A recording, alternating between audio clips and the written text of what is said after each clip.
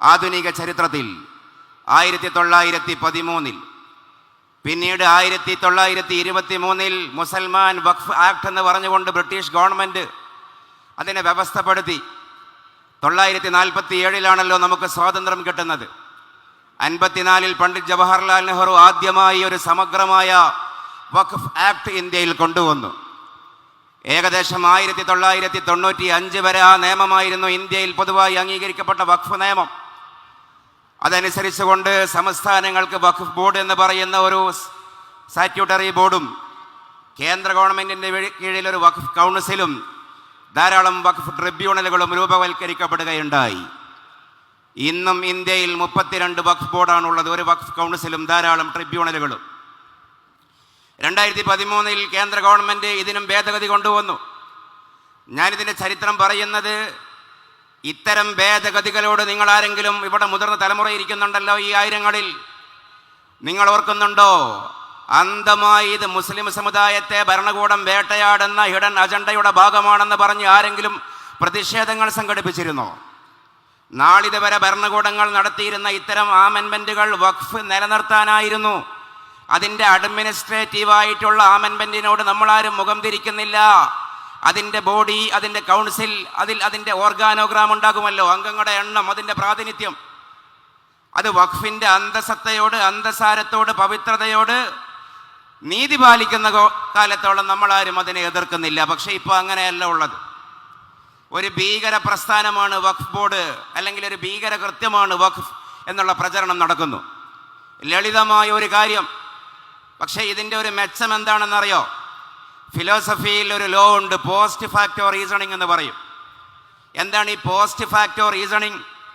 സംഭവിക്കരുതാത്ത ഒരു കാര്യം സംഭവിച്ചാൽ അത് പിന്നെ നല്ലതിനാണെന്ന് വരുത്തുക. പൊതുവെ ഒരു സമ്മേളനം കൂടുമ്പോൾ മഴ പെയ്യാതിരിക്കണം എന്നാണ് നമ്മളൊക്കെ ആഗ്രഹിക്കാറുള്ളത്.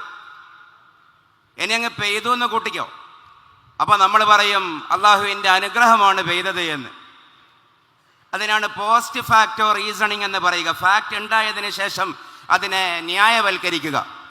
അതേപോലെ ചിന്തിച്ചാൽ കേന്ദ്ര ഗവൺമെൻറ് വഖഫിനെ ഇങ്ങനെ ദേശീയ അന്തർദേശീയ ചർച്ചയാക്കി നിർത്തിയതിൻ്റെ ഫലമായി എന്താണ് വഖഫ് എന്ന് ഇന്ത്യ ഉടനീളം ചർച്ച ചെയ്യപ്പെട്ടുകൊണ്ടിരിക്കുന്നു.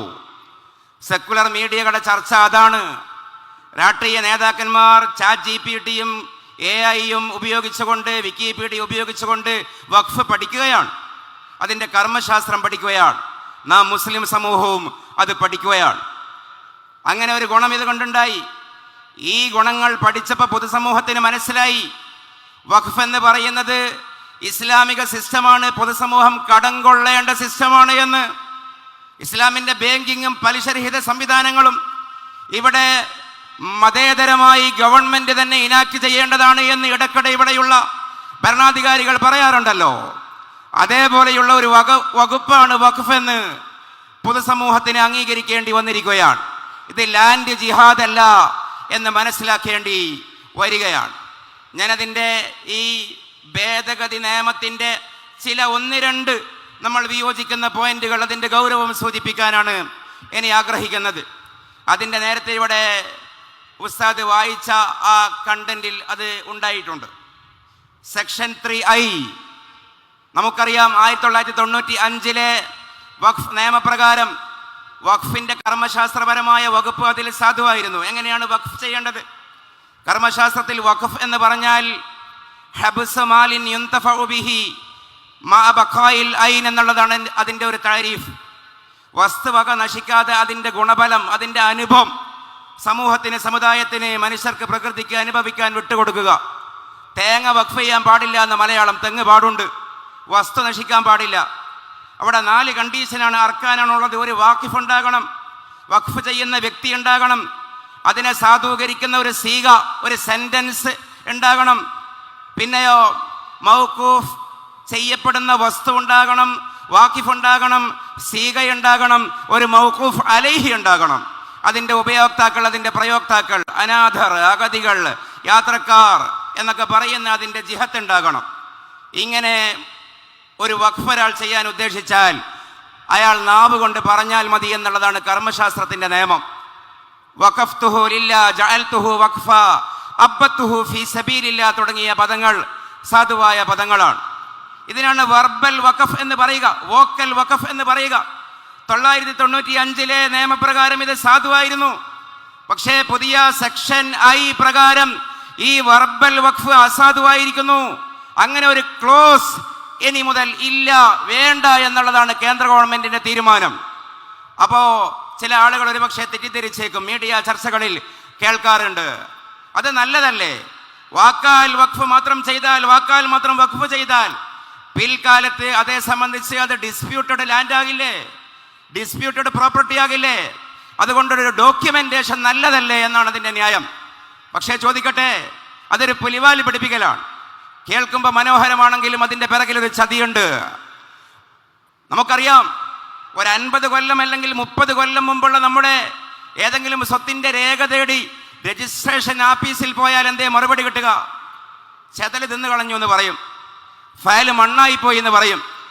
1000ഉം 2000ഉം അല്ല, 500ഉം 200ഉം 300ഉം 100ഉം കൊല്ലം മുമ്പ് വഖഫ് ചെയ്യപ്പെട്ട സ്ഥാപനങ്ങളുടെ അതിൽ അജ്മീർ ദർഗ പെട്ടു, സമ്പൽ ഷാഹി മസ്ജിദ് പെട്ടു, ഡൽഹി ജുമാ മസ്ജിദ് പെട്ടു. അങ്ങനെ മുസ്ലിം സമുദായത്തിന്റെ സാംസ്കാരിക പ്രതിനിധാനങ്ങളായ പ്രതീകങ്ങളായ സർവ മന്ദിരങ്ങളും പെട്ടു. ആ മന്ദിരങ്ങൾക്കൊന്നും ഡോക്യുമെന്റുകൾ കിട്ടില്ല. ഡോക്യുമെന്റുകൾ ഇല്ലാതെ വന്നാൽ അവിടെ സെക്ഷൻ ഐയിൽ അല്ല, സെക്ഷൻ 6ൽ വേറൊരു കൊളുത്ത് വെക്കുന്നുണ്ട്. എന്താണെന്നറിയോ? അതേപോലെ സെക്ഷൻ 40 വേറൊരു കൊളുത്ത് വെക്കുന്നുണ്ട്. ഏതെങ്കിലും ഒരു മന്ദിരത്തെയോ ഭൂമിയെയോ സംബന്ധിച്ച് വഖഫിൻ്റെതാണോ അല്ലേ എന്ന ഒരു ഡിസ്പ്യൂട്ട് ഉണ്ടായാൽ, ഇതേവരെ അതേ സംബന്ധിച്ച് പഠിക്കാൻ സംസ്ഥാന സർക്കാരിൻ്റെ കീഴിലുള്ള വഖഫ് ബോർഡിനായിരുന്നു അധികാരമെങ്കിൽ, മേലിൽ ഏത് ജില്ലയിലാണോ ആ തർക്കമുണ്ടായത് ആ ജില്ലാ കളക്ടർക്കാണ് അതിൻ്റെ ചുമതല. ജില്ലാ കളക്ടർക്കാണ് ചുമതല എന്ന് മാത്രമല്ല, ഈ ഡിസ്പ്യൂട്ട് അപവാദമുണ്ടായ സെക്കൻഡ് മുതൽ അത് പിന്നെ വഖഫിന്റെ പ്രാബല്യം ആ മന്ദിരത്തിനോ ആ ഭൂമിക്കോ ഉണ്ടാവില്ല എന്നാണ് പറയുന്നത്. ആരാണ് ഈ ജില്ലാ കളക്ടർ? സർക്കാരിന്റെ ഉദ്യോഗസ്ഥയല്ലേ? ഒരു ജില്ലയിലെ റവന്യൂ റെക്കോർഡുകളുടെ കസ്റ്റോഡിയനായ ജില്ലാ കളക്ടർ എങ്ങനെയാണ് ഒരു ഭാഗത്ത് സർക്കാരും മറ്റൊരു ഭാഗത്ത് വഖഫ് ബോർഡും നിൽക്കുന്ന ഒരു പ്രശ്നത്തിന് എങ്ങനെയാണ് മധ്യസ്ഥം വഹിക്കുക? അതാണ് അവിടെയുള്ള പ്രശ്നം. അപ്പോ 200ഉം 300ഉം കൊല്ലം മുമ്പുള്ള രേഖ ഹാജരാക്കാൻ നിങ്ങൾ പറയുന്നത് മൗഢ്യമല്ലേ എന്നാണ് സുപ്രീം കോടതി ഇടക്കാല ഉത്തരവിന് സമാനമായ ഒരു വെർഡിക്ഷനിലൂടെ അവരോട് ചോദിച്ചത്. തൽസ്ഥിതി തുടരണം എന്ന് സുപ്രീം കോടതി പറഞ്ഞല്ലോ. ഈ മെയ് 5-നാണ് അതിന്റെ 2ാമത് സുപ്രീം കോടതി ആ വിഷയം കൈകാര്യം ചെയ്യാൻ പോകുന്നത്. കപിൽ സിബൽ അത് ഉന്നയിച്ചു. നമുക്ക് പറയാനുള്ളത് 500ഉം അതിലേറെയും കൊല്ലങ്ങൾക്ക് മുമ്പേ വഖഫ് ചെയ്യപ്പെട്ട വഖഫ് ഭൂമിയുടെ അടിയാധാരം ചോദിക്കുന്നു കേന്ദ്ര ഗവൺമെന്റ് എങ്കിൽ, ഇന്ത്യയെ ഭരിക്കുന്ന പ്രധാനമന്ത്രിയുടെ ഡിഗ്രി സർട്ടിഫിക്കറ്റ് പോലും നിങ്ങൾക്ക് ഹാജരാക്കാൻ കഴിയുന്നില്ലെങ്കിൽ നിങ്ങൾ അജ്മീർ ദർഗയുടെ രേഖ ചോദിക്കാൻ നിങ്ങൾക്ക് ധാർമ്മികമായി അർഹതയില്ല. അത് ഇന്ത്യയുടെ പ്രതീകമാണ്. അതാണ് അവിടെയുള്ള ഒന്നാമത്തെ പ്രശ്നം. രണ്ടാമത്തെ പ്രശ്നം ഞാൻ നേരത്തെ പറഞ്ഞു, സെക്ഷൻ 6 സെക്ഷൻ 6ൽ ലോക സമൂഹത്തിന്റെ മുമ്പിൽ ഇന്ത്യയെ അപമാനിക്കുന്ന ഒരു നിയമമാണ് കൊണ്ടുവന്നത്. ഇല്ലോജിക്കായ നിയമം, യുക്തിരഹിതമായ നിയമം. എന്താ നിയമം? ഇനി മുതൽ എല്ലാവർക്കും വഖഫ് ചെയ്യാനുള്ള അവകാശമില്ല. ഇനി വഖഫ് ചെയ്യണമെങ്കിൽ ആ വ്യക്തി those who has been practicing and demonstrating Islam for 5 years, അതാണ് ക്ലോസ്. 5 കൊല്ലം ഇസ്ലാം പ്രാക്ടീസ് ചെയ്ത് വരുന്ന ഒരു വ്യക്തിയായിരിക്കണം. അമുസ്ലിങ്ങൾക്ക് വഖഫ് ചെയ്യാൻ പറ്റില്ലേ എന്ന് കപിൽ സിബൽ ചോദിച്ചു. കർമ്മശാസ്ത്രത്തിൽ എല്ലാ മദ്ഹബും നോക്കിയാൽ അമുസ്ലിങ്ങൾക്ക് വഖഫ് ചെയ്യാം. ഇവിടെ കൊടുങ്ങല്ലൂരിലെ പള്ളി ആരാ കൊടുത്തത്? ചേരമാൻ പെരുമാളല്ലേ സ്ഥലം കൊടുത്തത്. ഖാദി മുഹമ്മദ് മുഹിയുദ്ദീൻ മാല എഴുതിയ നവർ അല്ലാഹു മർക്കദ, അദ്ദേഹത്തിന്റെ വരിയുണ്ടല്ലോ, വസാമിരിയു മാ കുഫ്രിഹി ലി ദീനിനാ ഹറബഹും വബാസലുൽ ഖാദഇനാ. സാമൂതിരിക്ക് വേണ്ടി ദുആ ചെയ്യാനാണ് അദ്ദേഹം പറഞ്ഞത്. കാരണം എന്താ? യജിബു അലാ കുല്ലി മുസ്ലിമിൻ അൻ യദ്ഉ ലിസാമിരി, സാമൂതിരിക്ക് വേണ്ടി നിങ്ങൾ ദുആ ചെയ്യണം. അദ്ദേഹം കാരണം പറഞ്ഞു, വസാമിരിയു മാ കുഫ്രിഹി ലി ദീനിനാ, അദ്ദേഹം നോൺ മുസ്ലിം ആണെങ്കിലും നമ്മളെ മതത്തിന് വേണ്ടി അനുകൂലമായി മുസ്ലിങ്ങൾക്ക് വേണ്ടി ഹാറബഹും, പോർച്ചുഗീസുകാരോട് യുദ്ധം ചെയ്ത മനുഷ്യനാണ്. വഖഫ് ഭൂമിയും വഖഫ് മന്ദിരങ്ങളും തന്ന വ്യക്തിയാണ്. ഇനി മുതൽ ഗവൺമെന്റ് നിയമം ഭേദഗതി ചെയ്തു. അമുസ്ലിങ്ങൾക്ക് ഇവിടെ വഖഫ് ചെയ്യാനുള്ള അവകാശമില്ല. എത്രമേൽ മൗഢ്യമായ നിയമമാണ് ഈ നിയമം. മാത്രവുമല്ല, നമ്മൾ CAA സമയത്ത് നമ്മൾ ഉന്നയിച്ച ഒരു വാദഗതി ഉണ്ടായിരുന്നു. എന്താ വാദഗതി? വിശ്വാസം എന്ന് പറയുന്നത്, മതം എന്ന് പറയുന്നത് ഒരു ആസ്ക്രൈബ്ഡ് ക്വാളിറ്റി അല്ല. സോഷ്യോളജി പഠിക്കണം അവര്. മതം ഒരു അച്ചീവ്ഡ് ക്വാളിറ്റിയാണ്. എന്താണ് ആസ്ക്രൈബ്ഡ് ക്വാളിറ്റി? ആസ്ക്രൈബ്ഡ് ക്വാളിറ്റി എന്ന് പറഞ്ഞാൽ ജന്മാർജിതമായിട്ടുള്ള ഗുണങ്ങളാണ്. ജാതി അങ്ങനെയാണ്, ജാതി മാറ്റാൻ പറ്റില്ല. കാരണം ജന്മം കൊണ്ടാണ് ജാതി വർണ്ണത്തിൽ ഒരു കാറ്റഗറി ലഭിക്കുന്നത്. പക്ഷേ മതം അച്ചീവ്ഡാണ്. മതം ഒരു സെക്കൻഡ് കൊണ്ട് മാറാം. ഞാൻ അകത്തേക്ക് വലിച്ച ശ്വാസത്തിൽ എൻ്റെ മതം ഒന്നും, ഞാൻ പുറത്തേക്ക് തള്ളുന്ന നിശ്വാസത്തിൽ ഉച്ഛ്വാസത്തിൽ മതം മറ്റൊന്നുമാകാം. അത് തന്നെയല്ലേ വിശ്വാസം എന്ന് പറഞ്ഞാൽ? ഇസ്ലാം എന്ന് പറഞ്ഞാൽ വിശുദ്ധ ശ്വാസം എന്നല്ലേ സൂഫികൾ അർത്ഥം കൊടുക്കാറുള്ളത്? ഒരു ശ്വാസത്തിന് മാറാൻ പറ്റുന്ന വിശ്വാസം. 5 കൊല്ലം ഇസ്ലാം പ്രാക്ടീസ് ചെയ്താൽ, അവിടെ ഒരു വാക്ക് കൂടി അവർ സൂചിപ്പിച്ചു, ഡെമോൺസ്ട്രേറ്റിംഗ്. എന്താണ് ഈ ഡെമോൺസ്ട്രേഷൻ? ഇവർ നിയമമേ ഉണ്ടാക്കിയിട്ടുള്ളൂ, ചട്ടം ഉണ്ടാക്കിയിട്ടില്ല. നിയമത്തിന് ചട്ടം ഇനി വരാൻ പോകുന്നുണ്ട്. ചട്ടം വരുമ്പോ ഇതിന്റെ നിർദ്ദേശങ്ങൾ അവർ പറയും. അവര് പറയുന്നത് പോലെയുള്ള ഒരു ദേശീയ മുസ്ലിം ആയിരിക്കണം. ദേശീയ മുസ്ലിങ്ങൾക്ക്, അവര് പറയുന്ന ചട്ടം പാലിക്കുന്ന മുസ്ലിങ്ങൾക്ക് വഖഫ് ചെയ്യാൻ പാടുള്ളൂ എന്നുള്ളതാണ് നാളെ കേൾക്കാൻ പോകുന്ന കാര്യം. ഞാൻ ദീർഘിപ്പിക്കുകയല്ല, ചുരുക്കട്ടെ. അതിൻ്റെ കൂടെ അതിമാരകമായ വേറൊരു കാര്യം. എന്തേ? വഖഫ് ബൈ യൂസർ എന്ന് പറയുന്ന കാറ്റഗറി എടുത്തു കളഞ്ഞു. സെക്ഷൻ 6ന്റെ വേറെ പ്രശ്നമാണ്. വഖഫ് ബൈ യൂസർ എന്ന് പറഞ്ഞാൽ എന്താ? വ്യവഹാരം കൊണ്ട് പ്രലോങ്ങടായ കാലഘട്ടം, നൂറ്റാണ്ടുകളായി മുസ്ലിങ്ങൾ വഖഫായി കൈകാര്യം ചെയ്യുന്ന മന്ദിരങ്ങളാണെങ്കിൽ അത് വഖഫ് തന്നെയാണെന്നുള്ളതാണ് ഗവൺമെന്റിന്റെ ഇതേവരെയുള്ള ഇതപര്യന്തമായ നിയമങ്ങളൊക്കെയും. പക്ഷെ ഇവർ കൊണ്ടുവന്നു വഖഫ് ബൈ യൂസർ എന്ന ക്ലോസ് വേണ്ട, രേഖ ഹാജരാക്കിയിരിക്കണം, രേഖ ഹാജരാക്കിയിരിക്കണം. എന്നിട്ടോ വഖഫ് ബോർഡിന്റെ ഘടന മാറ്റി, സെൻട്രൽ വഖഫ് കൗൺസിലിന്റെ ഘടന മാറ്റി. 2 പേര് നിർബന്ധമായി മുസ്ലിങ്ങളായിരിക്കണം എന്ന് പറയുമ്പോൾ നമ്മൾ അതിനെ കേവലം ഒരു വാശിപ്പുറത്തല്ലേ എതിർക്കുന്നത്? ദേവസ്വം ബോർഡിൽ അങ്ങനെയുണ്ടോ, ചർച്ച് ബോർഡിൽ അങ്ങനെയുണ്ടോ ഇല്ലെന്നുള്ള ചോദ്യം നമ്മൾ ചോദിക്കുന്നില്ല. അവര് ചെയ്യുന്നത് കൊണ്ട്, അവർക്കില്ലാത്തത് കൊണ്ട് നമുക്കും പാടില്ല. ദേവസ്വം ബോർഡിന് കുറെ സ്വത്തുണ്ടല്ലോ, അത് കൈകാര്യം ചെയ്യുന്ന ആൾക്കാരിൽ മുസ്ലിങ്ങളില്ലല്ലോ, അതുകൊണ്ട് ഞങ്ങളിൽ മുസ്ലിങ്ങൾ വഖഫിന് വേണ്ട എന്നുള്ള ദുർബലമായ വാദമൊന്നും നമുക്കില്ല. നീതി എല്ലാവർക്കും കിട്ടണം. അവരങ്ങനെയായതുകൊണ്ട് നമ്മൾ ഇങ്ങനെ എന്നുള്ളതല്ല. ചർച്ച് ബോർഡിൽ അങ്ങനെയാണല്ലോ, അതുകൊണ്ട് നമുക്കും കിട്ടണം എന്നല്ല. ഇതിനൊരു സത്യസന്ധതയുണ്ട്. അത് വെച്ചുകൊണ്ട് തന്നെ ചിന്തിച്ചാൽ 22 പേരാണ് വഖഫ് കൗൺസിൽ ഉണ്ടാകുക. എന്തേ പുതിയ ഭേദഗതി? 2 പേര് നിർബന്ധമായും നോൺ മുസ്ലിം ആകണം. പിന്നെ മുസ്ലിമായി ഉണ്ടാവുക ഉറപ്പുള്ളത് 9 പേര് മാത്രമാണ്. ഇതൊരു ചെറിയ കാര്യമല്ല, ഇതൊരു ചെറിയ വിഷയമല്ല. ആരാണ് ഈ 9 പേർ? സംസ്ഥാന വഖഫ് ബോർഡിന്റെ ചെയർമാൻമാരിൽ നിന്ന് റൊട്ടേഷൻ പ്രകാരം വരുന്ന, ഊഴം വെച്ച് വരുന്ന 3 പേർ. പിന്നെയോ 2 മതപണ്ഡിതന്മാർ. പിന്നെയോ മുത്തവല്ലിയുടെ ഒരു പ്രതിനിധി. പിന്നെ 3 മതപണ്ഡിതന്മാർ, മതസംഘടനകളെ പ്രതിനിധീകരിക്കുന്ന 2 പേർ. ഈ 9 പേരെ മുസ്ലിങ്ങൾ ആവുമെന്ന് ഉറപ്പുള്ളൂ. ബാക്കി 2 പേര് നിർബന്ധമായും നോൺ മുസ്ലിം ആയിരിക്കണം.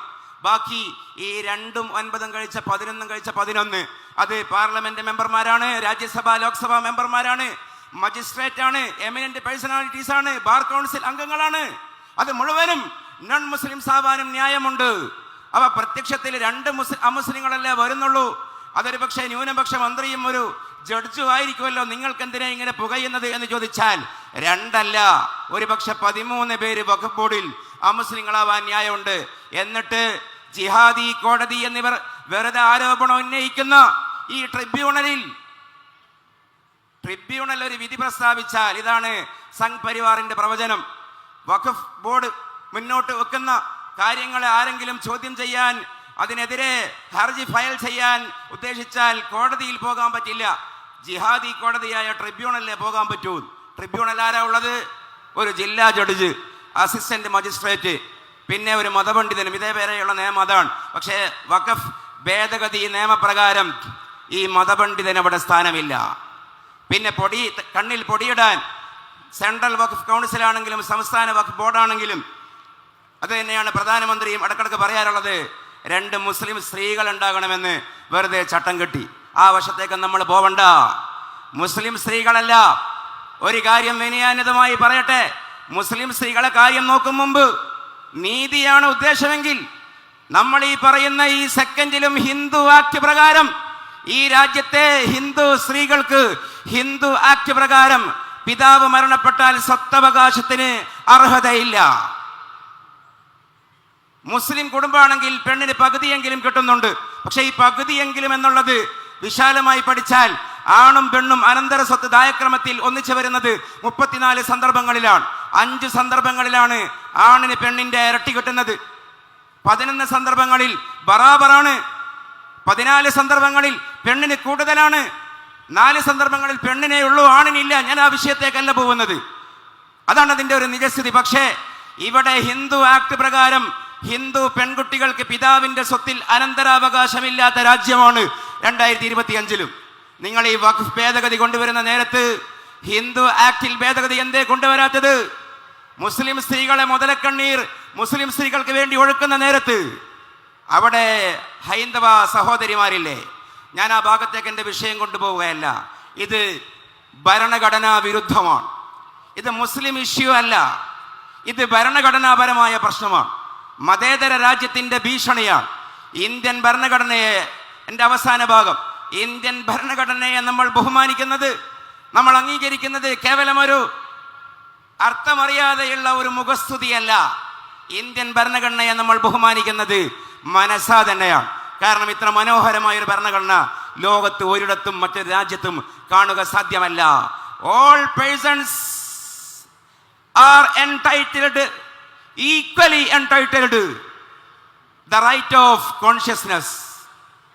ആർട്ടിക്കിൾ 25. ഞാൻ അർത്ഥം പറഞ്ഞ് നേരം കളയുന്നില്ല. പ്രബുദ്ധമാണ് ഈ സദസ്. ആലോചിച്ച് നോക്കൂ. All persons are equally entitled the freedom of consciousness and the right freely profess, practice and propagate the religion. ഇത്ര മനോഹരമായ ഒരു ഭരണഘടന ലോകത്തുണ്ടോ? Subject to the public morality, order and health. ഇതാണ് ആർട്ടിക്കിൾ 25. ആർട്ടിക്കിൾ 40 എന്താണ്? 14 എന്താണ്? അതിനേക്കാളും മനോഹരമായ ഒരു വകുപ്പാണ് 14 ഉള്ളത്. This nation shall not deny to any person equality before law or the equal protection of the law within the territory of India. ഇന്ത്യയുടെ ദേശാതിർത്തികൾക്കുള്ളിൽ നിയമത്തിന് മുമ്പിൽ പൗരന്മാരും തുല്യർ, പൗരന്മാർക്ക് മുമ്പിൽ നിയമവും തുല്യർ. ഇങ്ങനെ നീതിയുക്തമായ നിയമ സംയമനവും നിയമപാലനവും ഇന്ത്യൻ ഭരണഘടന ഉറപ്പു നൽകുന്നു. ഇത്രയും മനോഹരമായ ഭരണഘടന ലോകത്തുണ്ടോ? ഇവിടെ ലാൻഡ് ജിഹാദ് ആരോപിക്കുന്ന മുസ്ലിം സമൂഹം ഇന്ത്യയെ കുട്ടി താലിബാനും കുട്ടി പാകിസ്ഥാനുമാക്കാനാണ് ഇതിന്റെ പിറകിലൂടെ ശ്രമിക്കുന്നത് എന്ന പ്രചണ്ഡമായ പ്രചരണം നടത്തുന്ന ആളുകൾ നേരം കിട്ടുമ്പോൾ ഇന്ത്യൻ ഭരണഘടനയുടെ ആർട്ടിക്കിൾ 26 ഒന്ന് വായിക്കാൻ തയ്യാറാകണം. ഇതൊക്കെയാണ് കോടതിക്ക് പറയാനുള്ളത്. ഇതൊക്കെയാണ് വിവരമുള്ളവർക്ക് പറയാനുള്ളത്. എന്തേ 26 പറയുന്നത്? 26 പൊന്നുകൊണ്ട് ആലേഖനം ചെയ്യേണ്ട ഇന്ത്യൻ മതേതരത്വത്തിന്റെ അബ്രപാളിയിൽ കനകലിപികളാൽ മുദ്രണം ചെയ്യേണ്ട ഏറ്റവും വിശുദ്ധമായ പരാമർശമാണ് 26. 26 പറയുന്നത് subject to public morality, order and health എന്ന് പറഞ്ഞാൽ പൊതു ധാർമ്മികത, പൊതു ആരോഗ്യം, ക്രമസമാധാന പാലനം എന്നിവയ്ക്ക് വിധേയമായിക്കൊണ്ട് all religious denominations or any section therefore shall have the right. ഏത് മതവിഭാഗത്തിനും ഉപവിഭാഗത്തിനും ഒരവകാശമുണ്ട്. എന്തിന്റെ അവകാശമാണെന്നല്ലേ?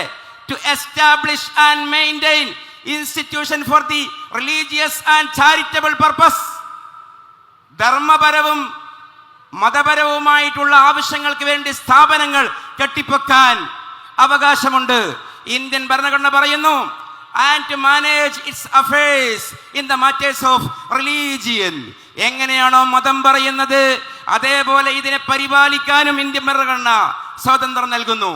അടുത്ത വാക്കാണ് വഖഫുമായി ബന്ധപ്പെട്ട വാക്ക്. and own and acquire movable and immovable property.